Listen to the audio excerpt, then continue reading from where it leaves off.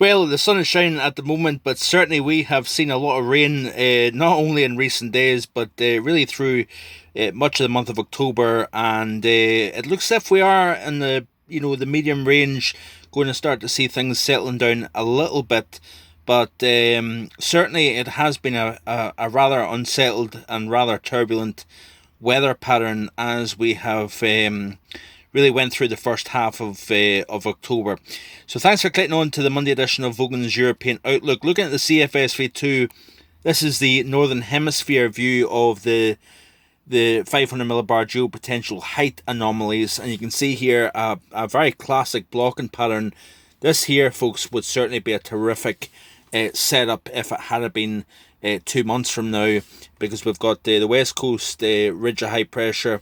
We've got the dominant ridge is of course extending from the North Atlantic up into Greenland and into the Arctic region, and the reason why this in particular would be an amazing setup for winter weather and easterly winds and cold and even snowfall is because we've got an active jet stream still, but this ridge of high pressure is far enough south that we're not getting the same type of cross Atlantic air. So we're not getting the systems coming in over the top. What we've got is we've got energy riding underneath this ridge of high pressure over the North Atlantic, and there's cold air in place. So when you've got areas of low pressure coming in, they are picking up cold air from the north and dragging it into the system. So this certainly would be something that would be very, very interesting if it had been the month of January or December, that's for sure. But you can see here, this is the upcoming 7-day period of the CFSV2, sorry, and you can see here very strong positive, and you've got of course the negative here over the southern half of the British Isles in particular, and extending into the near continent here. And of course, with this low pressure versus high pressure in these positions, you're of course pulling in generally a easterly airflow here as well, hence why it would be a great pattern if it was the winter time, even in the week 2 period here. So this is takes us out to pretty much the final days of October, and we've still got that North Atlantic block here extending up into Greenland here, trough over Western Europe, over much of Europe in fact, and we've also got a trough, not quite as strong, but still a trough over the eastern half of the United States here. So, like I said in previous videos recently, there's a lot of block and high pressure in the surrounding backdrop to the pattern. And so when we've got areas of low pressure, we've still got that active jet stream, but when we do get areas of low pressure coming in, you notice they hit this area of high pressure over the continent and they get deflected south, and then eventually, after being trapped here for a few days, sometimes winding up in the fairly impressive area of low pressure, they then lift back northwards once again. And these would be good snowmakers if it had been a colder time of the year, because you've got the cold air in place, you've got the moisture associated with this area of low pressure, and of course if you push moisture into cold air, of course you get the snowfall. It's not quite like where these areas of low pressure are crossing the moderately warm waters of the Atlantic, and they have a lot of milder associated. What they're actually doing is they're running into a reservoir, if you will, of cold air.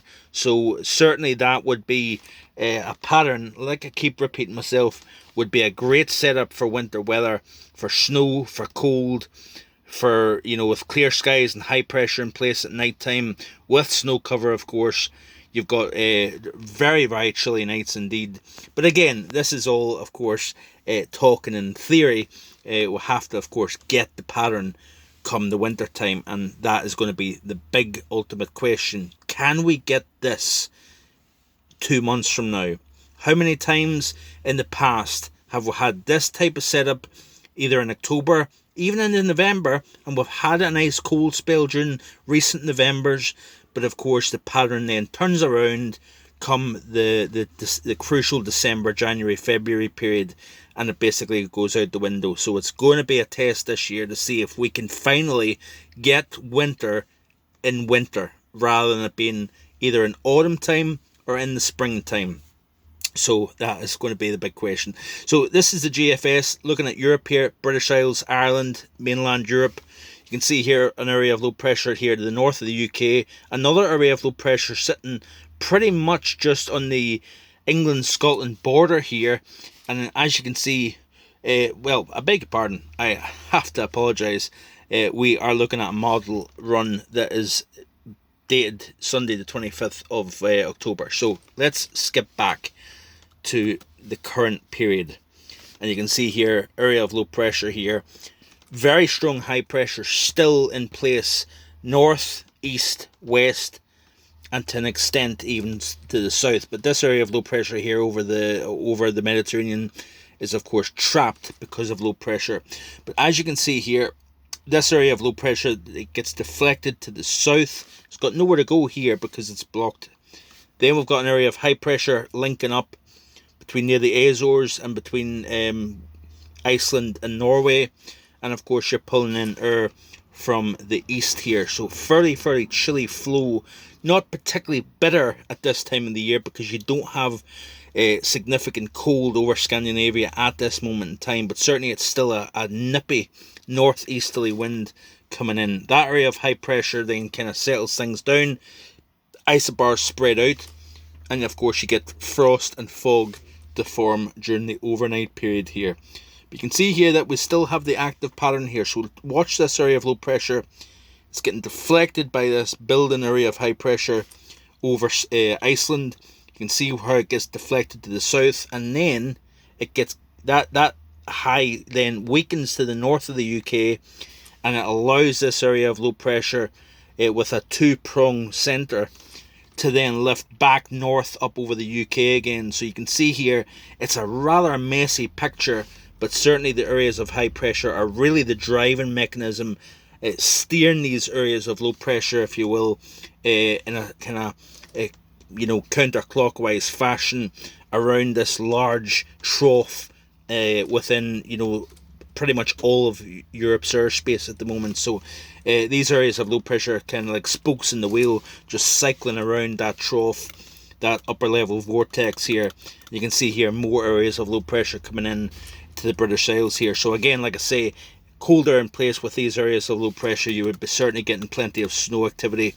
Look at this here. By the time we skip out to the 27th of October, very deep area of low pressure, stormy conditions, heavy rainfall.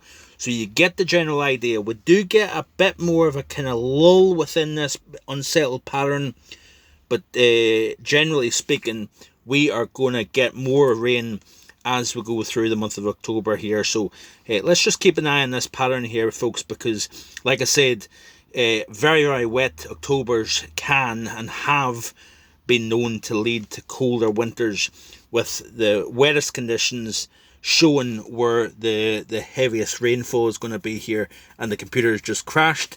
I'm not going to redo the video, so I'm going to cut it from now. Hope you have a great day, and I'll be back in the next few days with more. Bye for now.